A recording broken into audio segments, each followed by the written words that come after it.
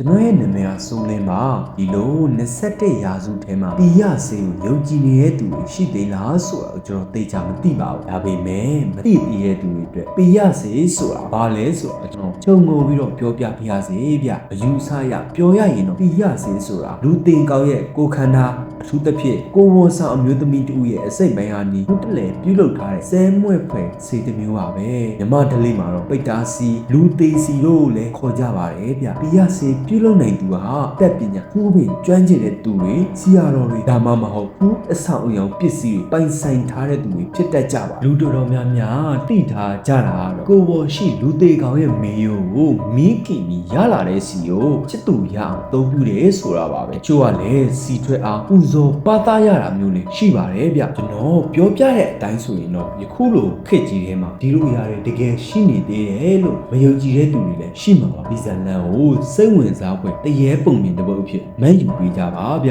တော့လုံးကျက်ပြောနေတာပဲထားပါဒါပေမဲ့ဒီဇလန်ကိုနားထောင်ရမှာတိတ်ပြီးတော့ချုပ်ချစရာကောင်းပြီးစိတ်ထိခိုက်စရာလည်းဖြစ်နေတာကြောင့်တတိထားပြီးတော့နားထောင်ကြပါလို့တောင်းဆိုချင်ပါတယ်ဗျရော်တို့ရဲ့ဇလန်ဟာကျွန်တော်ကေဆယ်ရေးအဖွဲ့မှာအလုပ်လုပ်နေတော့စတင်ခဲ့တာပါညနေခင်းမှာကိုဝန်ဆောင်အမျိုးသမီးတူ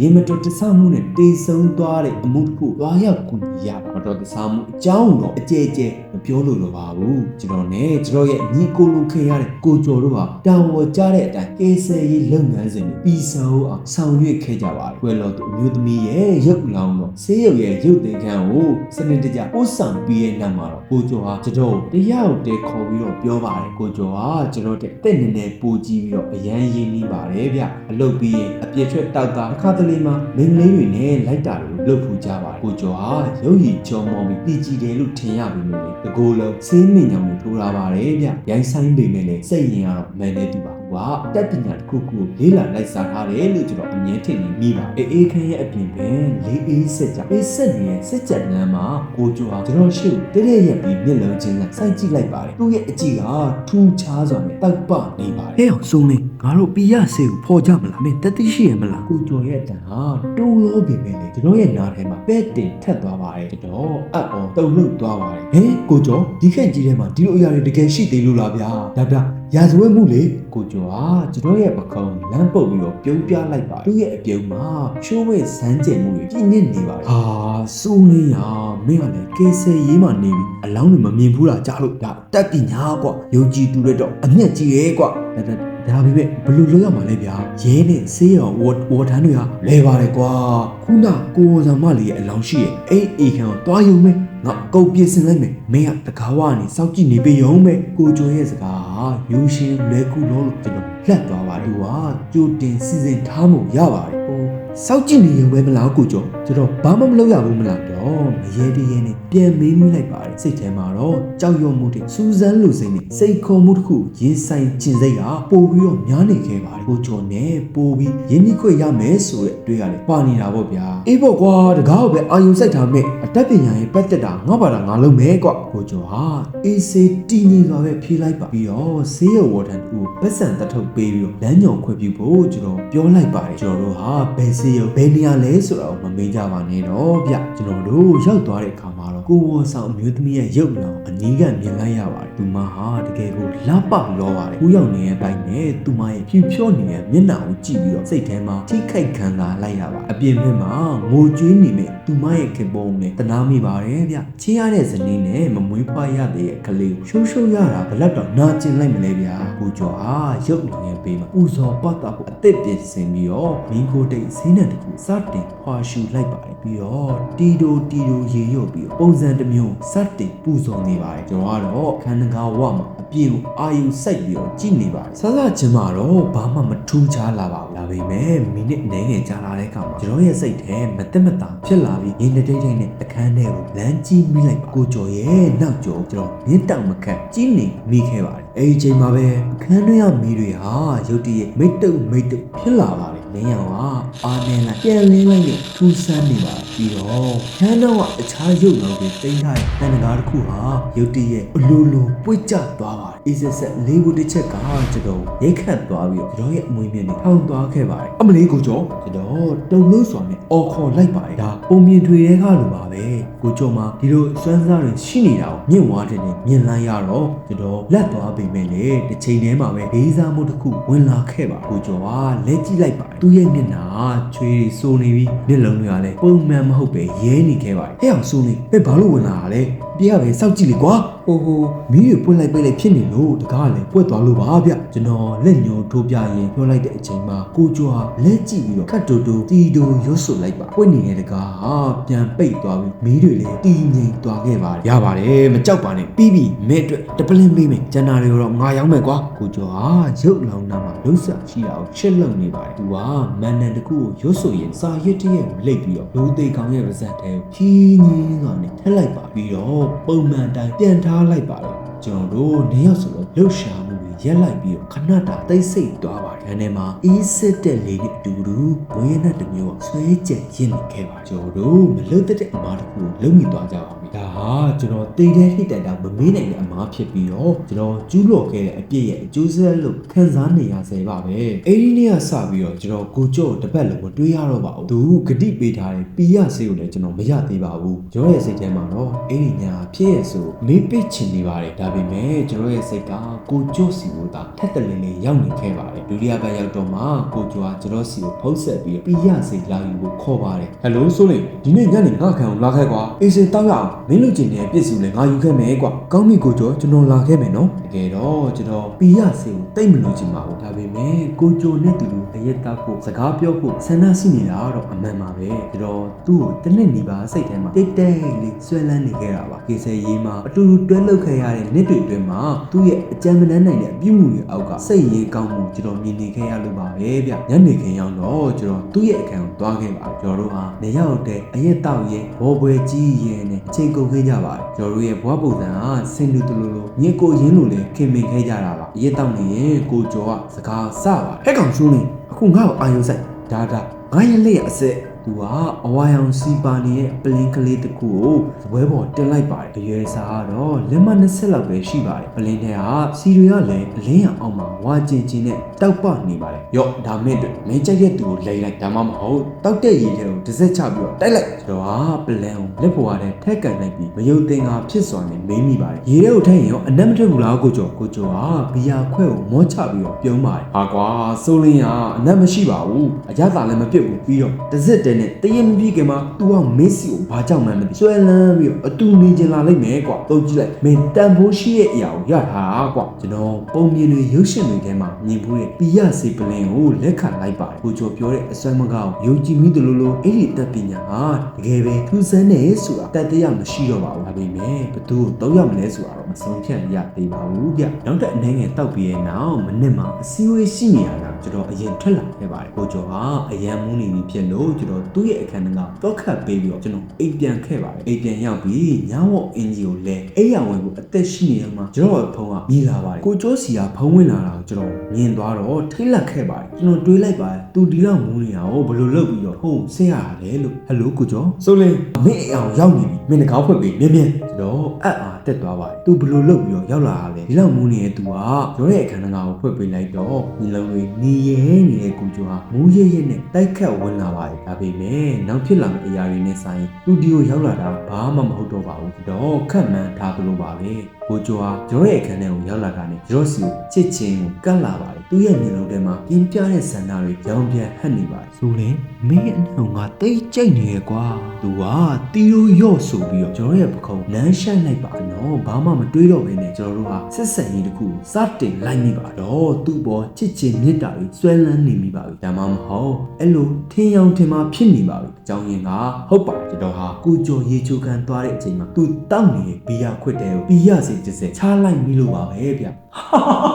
ဆိုလင်းဟာရုတ်တရက်ရေမောလိုက်ပြီးတော့ငိုတန်လိုပြောင်းသွားပါတယ်ဟုတ်ပါတယ်ပီရဆေကိုပြုလုပ်ပြီးခဲ့တဲ့သူပါကျွန်တော်တစ်နှစ်လုံးစိတ်ထဲမှာတိတ်တခုချစ်ခင်နေရတဲ့သူကိုကျော်အပေါ်မှာပဲတုံးပြလိုက်တာကျွန်တော်ဟာဥပဒေနဲ့စန့်ကျင်အလုပ်သူနဲ့တူလုပ်ခဲ့တာသူ့နာမှာရှိနေခြင်းလို့သူ့စီရအချစ်ကိုရယူခြင်းလို့ပါပဲကိုကျော်ပြောခဲ့တယ်ပါပဲပီရဆေကတကယ်အလုပ်ဖြစ်ပါတယ်ကျွန်တော်နဲ့ကိုကျော်ရဲ့စစ်ဆက်ရင်းအဲ့ဒီကစတင်ခဲ့ပါတယ်ဒါပေမဲ့ရစ်တဲ့ပတ်အနေငယ်ကြာလာတဲ့အခါမှာကြောက်စီကောင်းလာပါတယ်ကိုကျော်ဟာကျွန်တော်အလွန်မင်းဆွဲလန်းနေပြီးတော့တာမိုင်ချစ်ကြိုက်ခြင်းမဟုတ်တော့ပါဘူးကျွန်တော်ဘသူ့ကိုမှစကားပြောတာကြည့်ရတော့မှမကြိုက်တော့ပါဘူးညာဖဲအတူတူရှိနေချိန်တွေမှာကိုကျော်ရဲ့ပုံရိပ်စားကျွန်တော်တို့ပီရစီယူခဲ့တဲ့ကိုဝန်ဆောင်လူသေးကောင်ရဲ့ပုံရိပ်မကြာခဏဆိုသလိုကျွန်တော်မြင်တွေ့နေရပါမျက်လုံးထဲမှာဝါကျင်ကျအရိပ်တွေနဲ့လက်ချောင်းလက်နေတယ်လို့ပါပဲဒါဟာပုံမြင်တွေကလိုပါပဲကျွန်တော်ဟာချေးရတဲ့ကိုကျော်နဲ့ပဲအတူတူရှိနေတာပါဒါပေမဲ့ပီရစီရဲ့စွမ်းအားကျွန်တော်နဲ့ကိုကျော်ရဲ့စားမှာကြောက်စရာကလန်ကာတစ်ခုကိုချထားသူခံစားနေရပါတယ်ကိုကျော်ရဲ့ဆွမ်းလန်းမှုဟာလော်ကဲလာတဲ့အခါမှာကျွန်တော်ရဲ့စိတ်ထဲမှာကြက်တဲလာပြီးလောမြောက်ချင်လာပါတယ်ပိုပြီးဆိုးရွားတဲ့အရာတွေဖြစ်လာခဲ့ပါတယ်ညနေကျွန်တော်စကားစလိုက်ပါတယ်ကိုကျော်ကျွန်တော်ခဏလေးလောက်ဖြစ်ခက်ဝေနေကြရအောင်လားဗျာကိုကျော်ရဲ့မျက်နှာချစ်ချင်းဆိုသလိုပဲမောင်မဲသွားပါတယ်ဘာမင်းမအသေးရနေပြီလားအဲ့ဒီကောင်ကြောင့်ငါ့ကိုခွဲချင်နေရလားဆိုလေသူရဲ့အတန်ဟာအော်တန်ဒီပါကျဲလောင်သွားပြီးတော့သူရဲ့မျက်လုံးတွေထဲမှာဒေါသနဲ့နာကျင်မှုရောရှစ်နေပါကျွန်တော်ခွဲညင်တယ်လို့ပြောလိုက်တာနဲ့ကိုကျော်ဟာချစ်ချင်းဒေါသထွက်ပြီးစူပူငေါငယ်တာတွေစတင်ပါတော့တယ်ငါမင်းကိုချင်းနေရမှာမဟုတ်ဘူးလားကွာဘာလို့ငါ့ကိုစော့ခွာချင်းနေရလဲမင်းမကောင်းဘူးဆိုနေရအတူရှိရများသွားလို့ပါကိုကျော်ကျွန်တော်ရဲ့ချစ်ချင်းမြတ်တာတော့မကြောင်းလဲပါဘူးဗျကျွန်တော်ရှင်းပြခဲ့ပေမဲ့လည်းကိုကျော်ကနားမဝင်ပါဘူးသူကအခန်းထဲမှာဟိုလျှောက်ဒီလျှောက်လုပ်ရင်ကိုကိုရှာနေတယ်လို့ပါပဲပထမဆုံးအချိန်စကားစပြောတော့ကကျွန်တော်ဆက်လက်ဆက်ဆံမှုသဘောတူခဲ့ပြီအချိန်ချင်းကသူဟာအဲ့ဒီလိုဆော့ဆွဲလာတဲ့ခါမှာကျွန်တော်ဟာအမှန်တရားကိုပြောပြဖို့ဆုံးဖြတ်လိုက်ပါတယ်ဒီတိုင်းဆက်သွားရင်တော့တခုခုဆိုးဆိုးဝါးဝါဖြစ်လာတော့မယ်ဆိုတော့ကျွန်တော်သိနေခဲ့ပါတယ်ကျွန်တော်သူ့ကိုစိုက်ကြည့်ပြီးတော့တောက်တင်းစွာနဲ့ရက်နေခဲ့ပါတယ်ကိုကျော်ကျွန်တော်ကိုကျော်ကိုလေဘောခန္ဓာရှိတယ်ဗျကျွန်တော်ကိုကျော်ရဲ့ဘီယာတဲ့ကိုလေပီရစီတစ်စစ်ချခဲ့ပါတယ်ဗျကိုကျော်ရဲ့လှုပ်ရှားမှုကြီးရက်တက်သွားပါတယ်ဒါကြောင့်မှကိုကျော်ကလေကျွန်တော်ဒီလိုချစ်နေရတာတတိထားပါအောင်ကိုကျော်ရဲ့ကိုကျော်ကကျွန်တော်လေတကယ်ချစ်လို့မဟုတ်ဘူးကိုကျော်ကိုယ်တိုင်ပြုတ်လုပ်ထားတဲ့ဆေးရဲ့အစွမ်းနေကြောင့်ကျွန်တော်ဟာမြေးရီစီးကြလာတဲ့အထိအားထုတ်ပြီးအကုန်ဖွက်ပြောလိုက်ပါတယ်ကိုကျော်ဟာမျက်နှာဖြူဖက်ဖြူရောဖြစ်သွားပြီးစကားလုံးတစ်လုံးမှမပြောတော့ပဲကြောင်ပြီးတော့ရက်နေခဲ့ပါတယ်သူ့ရဲ့ပါဇက်ကအနှဲငယ်ဟာနေပြီးသူ့ရဲ့မျက်လုံးတွေကဒိတ်ပဲမဲဆိုဝေးကြည့်နေပါတယ်တကယ်တော့သူဟာတက်လို့အမျိုးသမီးတွေနဲ့ပဲပေါင်တင်ဆစ်ဆန်ခဲ့တဲ့သူပါကျွန်တော်လည်းသူ့ရဲ့အသက်ရဇာတ်လမ်းတွေကိုအနှဲငယ်သိထားပါတယ်ကျွန်တော်တို့အပြစ်ထွက်တဲ့အခါတိုင်းမှာကျွန်တော်ဟာအမျိုးသမီးတွေနဲ့ဘာမှမလုပ်ပဲပတ်စံနဲ့ပေးပြီးတော့ပြန်ခဲ့တာပါကျွန်တော်ဟာကိုကျော်နဲ့ရင်းနှီးခြင်းကိုသူ့ရဲ့အနာမှာရှိနေခြင်းလို့ကျွန်တော်ရဲ့စက်မှန်တဲ့စိတ်ခံစားခြင်းကိုဖုံးကွယ်ထားခဲ့တာပါကျွန်တော်ဟာအမျိုးသားတွေကိုကြိုက်နေတဲ့သူတစ်ယောက်ဖြစ်နေပါတယ်အဲ့ဒီကြောင့်တော့ဘဒူးမှမပြောပြရဲခဲ့ပါဘူးဗျအခန်းထဲမှာအချိန်အတော်ကြာတိတ်ဆိတ်သွားပါတယ်အပြင်ဘက်ကလမ်းမရောင်ဝါသာမန်မတင်ကနေဖြတ်တန်းဝင်ရောက်နေပါတယ်ကိုကျော်ဘာမှမပြောတော့ဘူးလားကျွန်တော်စုပါရိုက်ပါကျွန်တော်အပြစ်တင်ပါအကုန်လုံးကျွန်တော်ရဲ့အကြောင်းပါကျွန်တော်ရဲ့အပြစ်ပါကျွန်တော်တုံရင်နေတဲ့အတန်နဲ့ပြောလိုက်ပါတယ်ကိုကျော်ဟာကြာတိတ်ဆိတ်နေပြီးဖြင်းညင်းစွာလှုပ်ရှားလာပါသူကကျွန်တော်စီကိုလာပြီးတော့ရုတ်တရက်ကျွန်တော်ဖက်လိုက်ပါတယ်သူရဲ့ဖက်တာမှုဟာပြင်းထန်လောပါတယ်ပြီးရင်သူကလေးသားဆောင်သွားပြီးတော့ကျွန်တော်ဆွဲခေါ်သွားပါတယ်ကျွန်တော်တို့ဟာအခန်းရဲ့သုံးထပ်မြောက်လေးသားဆောင်မှာရက်နေကြပါတယ်မြေပြင်ကနေအတော်အတန်မြစ်ပါတယ်ဆိုရင်မင်းကငါ့အဲ့လောက်တော့ပဲကြိုက်နေရလားအဲ့လိုကြိုက်လို့ပဲငါ့ဒီလိုလုပ်နေရလားသူရဲ့တန်တိုးလောပေမဲ့ရှင်းရှင်းလင်းလင်းနဲ့ပြတ်သားနေပါတယ်ဒါကိုကျော်မေးလိုက်တဲ့ပထမဆုံးမေးခေါ်ပါသူရဲ့မျက်နှာကိုကြည့်ပြီးတော့ကျွန်တော်ခေါင်းငိတ်လိုက်ပါတယ်ငိုကြွေးမိမှဆိုလို့စကလုံးမထွက်နိုင်ခဲ့ပါဘူးကိုကျော်ဟာကျွန်တော်တီငိမ့်စွာနဲ့ပြုတ်ပြလိုက်ပါတယ်သူရဲ့အပြုံးဟာဝမ်းနေမှုနာကျင်မှုနဲ့လွတ်မြောက်ခြင်းကိုပေါ်ပြနေတယ်လို့ပါပဲပြီးရင်တော့ကျွန်တော်လုံးဝညွန်လက်မထားတဲ့အရာတစ်ခုဖြစ်ပျက်သွားခဲ့ပါတယ်ကိုကျော်ဟာကျွန်တော်ရဲ့မျက်စိစိတ်မှာပဲလေးသားဆောင်ကနေခုန်ချလိုက်ပါတော့တယ်ဟုတ်ပါတယ်ဒိုင်းဆိုရဲ့အတန်နဲ့အတူအောက်ဖက်ကလူတွေကကိုကျော်ရဲ့ခန္ဓာကိုမြင်တွေ့ပြီးတော့အော်ဟင်းကြစူညံကြပါတော့တယ်ကျွန်တော်လည်းအံ့အားသင့်ပြီးကြောင်းနဲ့တကြားတုံလုတ်ကဘာမှမလုပ်နိုင်တော့ပါဘူးအရာအားလုံးကိုကြားခဲ့ရပါနေအောင်နေခဲ့ပါတယ်ဒီလိုအရာမျိုးကျွန်တော်စီကိုကြုံတွေ့ရမယ်လို့ဘယ်တော့မှမတွေးဘူးခဲ့ပါဘူးကျွန်တော်နဲ့ပတ်သက်တဲ့အရာအားလုံးဟာဖြစ်ဖြစ်ပြီးရဲ့နောက်ပိုင်းမှာကျွန်တော်ဟာဘယ်သူနဲ့မှဆက်ဆံရေးမထွန်းနာနိုင်တော့ပါဘူးဗျချစ်ချင်တဲ့ဆန္ဒလည်းမရှိတော့ပါဘူးဘာကြောင့်လဲဆိုတော့ကိုကျော်ဟာကျွန်တော်သွားသမျှနေရာတိုင်းလိုက်ပါနေလို့ပါပဲကျွန်တော်ရီးစားအသက်ကိုထားမယ် စူးစမ်းတာကြောက်စရာဖြစ်တွေဖြစ်ပေါ်လာပါတခါတလေညမောင်တင်ကိုကျော်ရဲ့အတန်တိုးတိုးလေးကြားနေရပါဆိုလေမင်းကောချစ်တယ်မလားငါတို့အတူတူရှိရမှာလေနော်ဖះเจ้าကတနေရတွားရောက်ပူဇော်ခြင်းတဲ့အခါမှာဒီလိုအရာမျိုးတွေမြင်နိုင်တဲ့ဘုန်းကြီးတွေကကျွန်တော်ဝင်မပူဇော်ဖို့တားမြစ်ပါတယ်ကိုကျော်ရဲ့ဝိညာဉ်ဟာပီယဆေးရဲ့စွမ်းကြောင့်အရန်ကိုပြင်းထန်ပြီးဆွဲလန်းလောနေလို့ပါပဲခါတည်းရကျွန်တော်ပျော်ရွှင်စွာပြုတ်လိုက်တာရန်ယူထုတစ်ခုရှိခိုလိုက်တာနဲ့တင်ကိုကျော်ဟာရုတ်တရက်ဆိုသူလိုပေါ်လာပြီးကျွန်တော်6လက်ပါတယ်ညဘက်ဆိုရင်သူ့ရဲ့အေးစက်တဲ့လက်တွေနဲ့ဖက်ထားတယ်လို့ခံစားရပါတယ်အိမ်မက်ထဲမှာတော့သူဟာလာပြီးတော့ကျွန်တော်ချစ်ကြောင်ပြောနေခဲ့ပါတယ်တော့အင်မနန်ပေမန်နွမ်းလေးရနေပါတယ်ကျွန်တော်ဟာကိုကျော်ရဲ့ဝိညာဉ်နဲ့ညအချိန်နဲ့အတူတူရှိနေရလို့ပါပဲကျွန်တော်ဘောခံပြောချင်ပါတယ်ကျွန်တော်အချိန်ချင်းစိတ်ကြရောငါဝင်ပြီးတေးချောင်းကြံစီတွေ့တော့ဖို့ပါတယ်ဒါပေမဲ့ကိုကျော်လူဒုက္ခမရောက်စေချင်ပါဘူးသူခုတ်ချသွားတဲ့မြင်ကွင်းဟာကျွန်တော်ရဲ့မျက်လုံးတွေထဲမှာအမြဲရှိနေလို့ပါပဲဒီဇလန်ကိုမပြောပြချင်ကြားခဲ့ပါတယ်ဗျဒါပေမဲ့နောက်ဆုံးမှာတော့တတိပေးချက်တစ်ခုအနေနဲ့ပြောပြဖို့ကျွန်တော်ဆုံးဖြတ်လိုက်ပါတယ်ဒီလိုမျိုးအတတ်ပညာအမောင်ဘက်ကအရာတွေနဲ့ဘယ်တော့မှမပတ်သက်ကြပါနဲ့ဘယ်ခေတ်ကာလပဲဖြစ်ဖြစ်အဲ့ဒီအရာတွေဟာကျွန်တော်တို့နဲ့အတူတူရှိနေအောင်မယ်လို့ကျွန်တော်ယုံကြည်ပါတယ်ကျွန်တော်ရဲ့ကြောက်စရာကောင်းမှုကြောက်ချားဖွယ်ကောင်းမှုကတော့ကျွန်တော်ကိုယ်တိုင်ကြုံတွေ့ခဲ့ရတယ်လို့ပါပဲဒီလိုမျိုးအပြုမှုတွေကိုကျူးလွန်ပြီးသူ့ရဲ့အကျိုးဆင်းကိုမခံစားရတဲ့သူမရှိပါဘူးမကြမီဓမ္မမဟုတ်နောက်ပိုင်းမှာပဲကျွန်တော်ရဲ့ပြမှုတွေဟာကျွန်တော်လိုပဲခန္ဓာကိုယ်မရှိတော့တဲ့ဆွဲလန်းမှုတစ်မျိုးနဲ့လိုက်ဖမ်းမှာပါကျွန်တော်ဒီလိုပြောပြရတာစိတ်သက်သာရပြီမဲ့လေကျွန်တော်ရဲ့ခံစားချက်တွေကတော့ဘယ်တော့မှလောပြောက်မှာမဟုတ်ပါဘူးပီယဆေးရဲ့အကျိုးဆက်ဟာကိုကျော်ရဲ့အသက်ကိုယူသွားခဲ့ပြီးတော့ကျွန်တော်ရဲ့ဘဝကိုတော့တည်တဲ့အထိကြီးနှောင်ထားပါတယ်ဗျရယူခြင်းရဲ့နောက်ွယ်မှာပေးဆက်ရမယ်တန်ဖိုးကအမြဲရှိနေပါတယ်ဆိုတာကိုကျွန်တော်ကိုယ်တိုင်နားလည်ခဲ့ရပါပြီပရိသတ်ကြီးဒီဇန်လန်ကိုနားထောင်ပြီးတဲ့အခါမှာပရိသတ်ကြီးဘာသင်ခန်းစာတွေရသွားလဲဆိုတာကိုယ့်ဘာသာကိုပြန်စဉ်းစားကြည့်ပါဗျလောကီယာတွေအထူးသဖြင့်အချစ်ကိုအတင်းအာရမရယူဖို့ကြိုးစားတဲ့ဆွဲလန်းမှုဟာဘလောက်တောင်အန္တရာယ်ကြီးမားနေတာလဲအမောင်နဲ့စစ်ဆက်တဲ့အရာတွေနဲ့ပတ်သက်မိရင်ရေရှိမှာဘလို့အကျိုးဆက်တွေခံစားရနိုင်လဲလူတယောက်ရဲ့ကိုယ်ပိုင်ရွေးချယ်မှုကဘလောက်ပဲနေပါတဲ့အရာဖြစ်ပါစေသူ့ရဲ့တာဝန်ကိုယ်တိုင်ပြန်လည်ထမ်းဆောင်ရမှာဆိုတာကိုပြည်သက်ကြီးတို့နားလည်ခဲ့ပါလားဒီမင်းကောတွေဟာကျွန်တော်ရဲ့ဘဝမှာနေ့စဉ်ကြုံတွေ့နေရတဲ့အဖြစ်မဲ့နေတဲ့မင်းကောတွေပါမိတ်ဆွေတို့ရဲ့ရင်ထဲမှာတော့အဖြစ်တစ်ခုခုရရှိပါစေလို့ကျွန်တော်ရှုတောင်းနေတယ်ဒီလိုမျိုးအမောင်လန်းကိုဘယ်တော့မှမ